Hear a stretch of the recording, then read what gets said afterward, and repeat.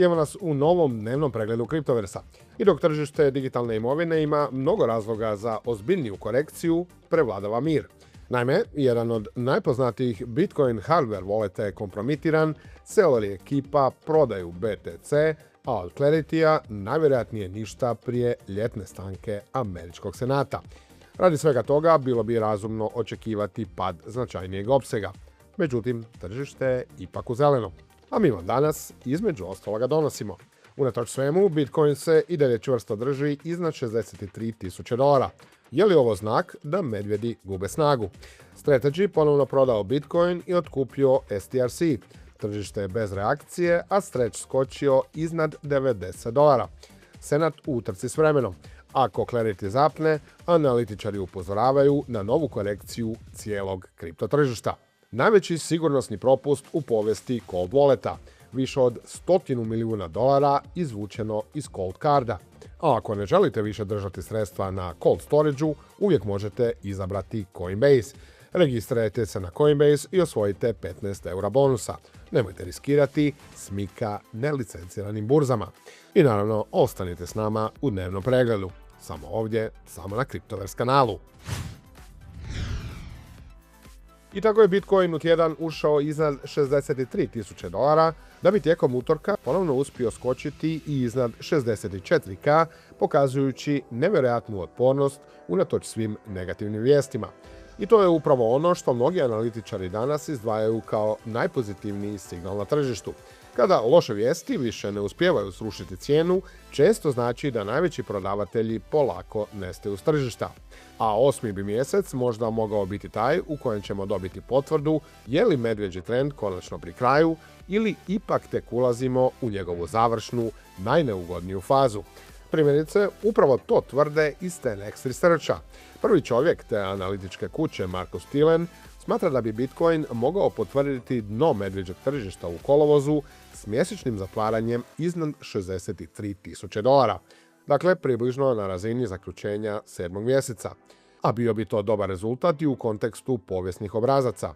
Jer kao što možete vidjeti ovdje, izvedba BTC-a u kolovozu je u pravilu bila loša u ovim takozvanim midterms godinama, koje ujedno korespondiraju s godinom kulminacije Bitcoin bear marketa. No naravno, treba reći da upravo s obzirom na taj povijesni kontekst, odnosno teoriju BTC halving ciklusa, dobar dio tržišnih sudionika pravodno očekuje tek u 10. mjesecu. Bilo kako bilo, dno će doći prije ili kasnije, ili je već možda prošlo, a Bitcoin će sasvim sigurno ponovno rasti. Što se trenutne situacije tiče, tržište je još uvijek pod dojmom najvećeg sigurnosnog incidenta u povijesti jednog Bitcoin hardware walleta. I to radi Cold Carda koji se godinama smatrao zlatnim standardom. Uređaja koje koriste brojni dugogodišnji bitcoineri i koji nikada nije bio kompromitiran. No eto, iako se to sada promijenilo, pokazalo se da je greška bila prisutna još od 3. mjeseca davne 2021. Problem nije bio u phishingu, hakiranju korisničkih računala ili krađi seed phrase-ova, već u samom firmwareu uređaja. Sasvim konkretno, zbog pogreške koja je ostala prisutna od ažuriranja 2021. određeni Cold Card novčanici stvarali su privatne ključeve, odnosno seed fraze, iz znatno manjeg broja mogućih kombinacija nego što je predviđeno. Drugim riječima, napadači nisu morali ukrasti privatni ključ, mogli su ga jednostavno pogoditi, vrlo vjerojatno uz pomoć umjetne inteligencije. Galaxy Research navodi da su se napadi odvijali u nekoliko valova, te da potvrđeni gubici već premašuju $100 milijuna, dok postoji mogućnost da će konačna šteta biti znatno veća. Pritom upozoravaju kako još uvijek postoje ranjive adrese koje mogu postati mete novih napada. Ovaj slučaj vrlo jasno pokazuje da ni cold storage nije apsolutno siguran. Čuvanje privatnih ključeva izvan interneta uklanja velik broj rizika, ali sigurnost i dalje ovisi o kvaliteti hardvera, firmwareu i načinu na koji proizvođač implementira sigurnosne mehanizme. Za mnoge dugogodišnje bitcoinere ovo je vjerojatno najveći sigurnosni šok još od propasti Mt. Goxa i kasnije FTX-a. A kada smo kod FTX-a, iz CryptoQuanta su primijetili da su mali vlasnici BTC-a zadnjih dana mjeseca, nakon što se saznalo za Cold Card, premještali svoje coine brzinom kakva nije viđena od sloma FTX-a. No, dok su tada, polovicom 11. mjeseca 2022. s te burze svoj Bitcoin premještali u svoje cold wallete, putanja je ovaj puta bila obrnuta. Dakle, iz samostalnog skladištenja, a prema ceksovima koji su vidjeli neke od najvećih priljeva BTC-a ikada. A partner Cryptoversa je postao Coinbase. Ako ste u kriptu već neko vrijeme, znate da danas nije dovoljno samo kupiti određeni token ili coin, jednako je važno gdje i kako upravljate svojim digitalnim sredstvima. Coinbase je jedan od najpoznatijih kripto ekosustava i jedno od najtrgovanijih mjesta za kupnju, prodaju i upravljanje kriptovalutama. I ono što je sada najvažnije, Coinbase Luksemburg posluje pod MiCA regulacijom. Dakle, nema ograničenja trgovanja ili bilo kakvih limitacija korištenja. Ono što Coinbase izdvaja od većine konkurenata jest što je napravljen za različite razine korisnika. Ako ste tek na početku, aplikacija je jednostavna za korištenje. Možete istražiti više od 300 kriptovaluta, postaviti automatske kupnje, odnosno recurring buys, i postupno graditi svoj portfelj kroz vrijeme. Za korisnike koji imaju više iskustva, postoji napredni način trgovanja s dodatnim alatima, uključujući napredne grafikone i mogućnost detaljnijeg upravljanja transakcijama.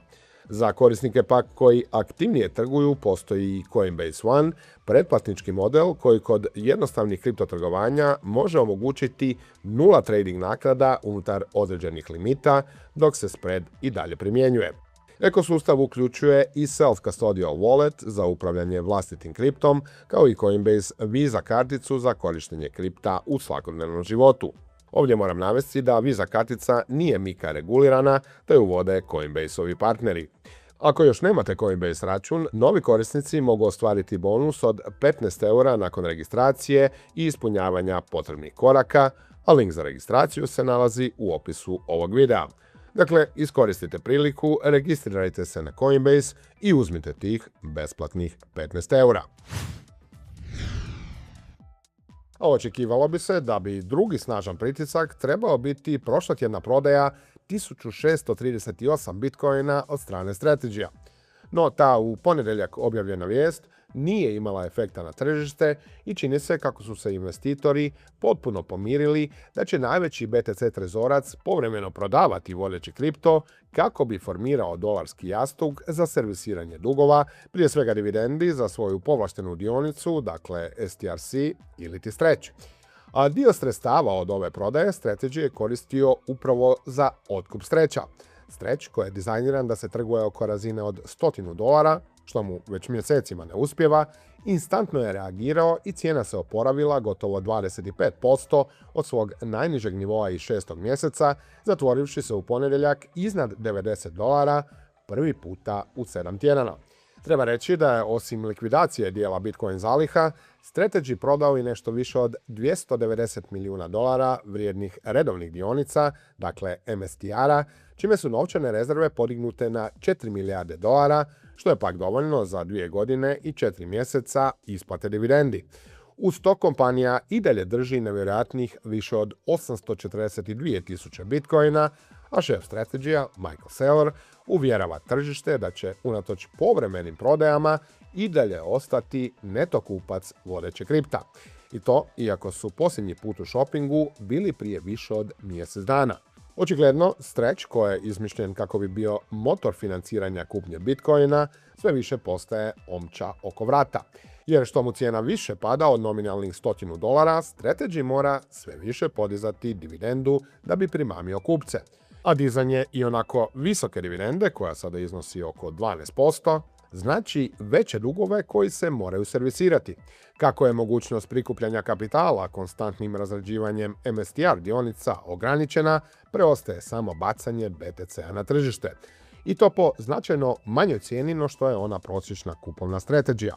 Dakle, stvara se nezgodna petlja koja bi u krajnjem slučaju mogla rezultirati urušavanjem Saylorove kompanije, a posljedično i kolapsom tržišta.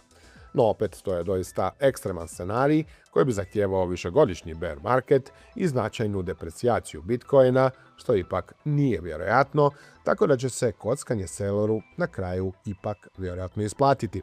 Ali treba primijetiti da je cijeli model osmišljen da funkcionira tako da se Strategy može bez problema zadužiti kada je Bitcoin skup, dakle u bull marketu, i tada kupiti isti, a time diže svoju prosječnu kupovnu cijenu. Kada dođe bear market, Strategy niti ima mogućnosti prikupljanja kapitala za kupnju BTC-a, što bi se sada isplatilo, niti ima sasvim siguran i dostatan dolarski jastuk da bi servisirao svoje obveze. I tu je taj problem. Izlaz bi bio recimo da BTC doista izađe iz okvira 4-godišnjeg ciklusa i nema padove ovih razina, odnosno prosto rečeno da zauvijek raste, no to je ipak iluzorno očekivati. Ili se pak Strategy mora okrenuti možda upravo ovome što sada radi, ali pod uvjetom da promijeni modus operandi i počne selektivno i ciljano prodavati i onda kada Bitcoin bude iznad njihove prosječne kupovne cijene. Dakle, bilo bi posve ekonomski opravdano prodati dio Bitcoin zaliha jednom kada vodeći kripto opet dosegne cijenu od recimo $100.000. Vidjet ćemo kako će se cijela ova Strategy saga odvijati, no treba priznati da se radi o eksperimentu, a možda je opravdano i reći nikada viđenom financijskom inženjeringu. A bilo je zanimljivo i na geopolitičkom planu. Nakon objave da valjda kreću još jedni mirovni pregovori između SAD-a i Irana, cijene nafte pale su u ponedjeljak za više od 6%, spustivši se ispod $80 po barelu. To je naravno dobro za cjelokupno globalno gospodarstvo, dobro je za inflaciju. S makro strane, fokus se ovaj tjedan ponovno seli na američko tržište rada. Objavljeni će biti novi podaci o zaposlenosti, o stopi nezaposlenosti i rastu plaća, i oni bi mogli značajno promijeniti očekivanja oko budućih poteza federalnih rezervi. Predsjednik njujorškog Feda, John Williams, izjavio je kako očekuje nastavak pada inflacije, ali je i jasno naglasio da će središnja banka bez oklijevanja ponovno povećati kamatne stope ako inflacija prestane padati prema ciljanoj razini od 2%. Za tržište kriptovaluta to znači samo jedno. Svaki neočekivani makropodatak mogao bi odgoditi toliko očekivano popuštanje monetarne politike, a upravo su niže kamatne stope jedan od značajnijih preduvjeta za povratak kapitala u rizičnu imovinu. A kad smo već kod monetarne politike, spomenimo da je posebnu pažnju investitora privukao jedan događaj koji se rijetko viđa. Sjedinjene Američke Države i Japan prvi su puta nakon 1998. godine zajedno intervenirali na valutnom tržištu kako bi zaustavili daljnje jačanje japanskog jena. Tokio je navodno potrošio više od 36 milijardi dolara u toj akciji, dok veličina američkog doprinosa još nije objavljena. Pa zašto je to važno za kripto? Zato što je upravo jeftini japanski jen godinama bio jedan od glavnih izvora financiranja takozvanog carry trade-a. Investitori su posuđivali novac u Japanu uz vrlo niske kamatne stope, dakle jeftino, i taj kapital ulagali u dionice, tehnološke kompanije i kriptovalute. Ako bi jen nastavio jačati, dio tih pozicija mogao bi biti prisilno zatvoren, što znači dodatni pritisak na rizičnu imovinu, uključujući i onu digitalnu. A jedna od glavnih tema na tržištu digitalne imovine ostaje regulatorna neizvjesnost u SAD-u. Clarity zakon još uvijek nije dobio službeni datum glasanja u američkom senatu, i to iako se zastupnici približavaju u ljetnoj stanci koja počinje nakon petka. Iako postoje neke naznake da bi se mogao uvrstiti u dnevni red u srijedu, službene pisane potvrde za to još uvijek nema. A izostanak glasanja bi prema analitičarima Bernsteina mogao imati negativne posljedice. Naime, kako kažu iz tog brokerskog diva, neuspjeh usvajanja ovog zakona mogao bi izazvati novu kratkoročnu rasprodaju na tržištu, jer bi investitori takav razvoj događaja protumačili kao novo odgađanje regulatorne sigurnosti za cijelu industriju. Međutim, iz Bernsteina istovremeno smatraju da bi neuspjeh Senata u usvajanju zakona mogao donijeti proaktivniju političku podršku regulatora, uključujući Komisiju za trgovanje robnim terminskim ugovorima, CFTC, i Komisiju za vrijednosne papire i burzu, SEC, što bi pak moglo ubrzati inicijative za donošenje propisa u okviru projekta Kripto. Projekt Kripto je regulatorna inicijativa koju je prvi puta najavio predsjednik SEC-a Paul Atkins u srpnju 2025. a koja je kasnije proširena u zajedničku inicijativu osoblja SEC-a i CFTC-a u 9. mjesecu 2025.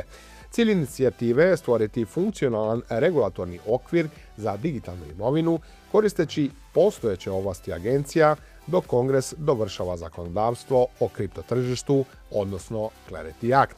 To uključuje jasniju taksonomiju tokena, smjernice za DeFi i self-custody, te izuzeće za inovacije koje omogućuje novim izdanjima tokena da izbjegnu klasifikaciju vrijednosnih papira na ograničeno razdoblje. I za kraj spomenimo da platforma za predviđanja Polymarket sada procjenjuje da je vjerojatnost da će Clarity ove godine biti usvojen svega 27%. I bilo bi to sve za danas. S Clarityom smo stigli do kraja još jednog dnevnog pregleda. Ako vam se video svidio, stisnite like, ostavite komentar, a neće biti loše ni ako kliknete subscribe.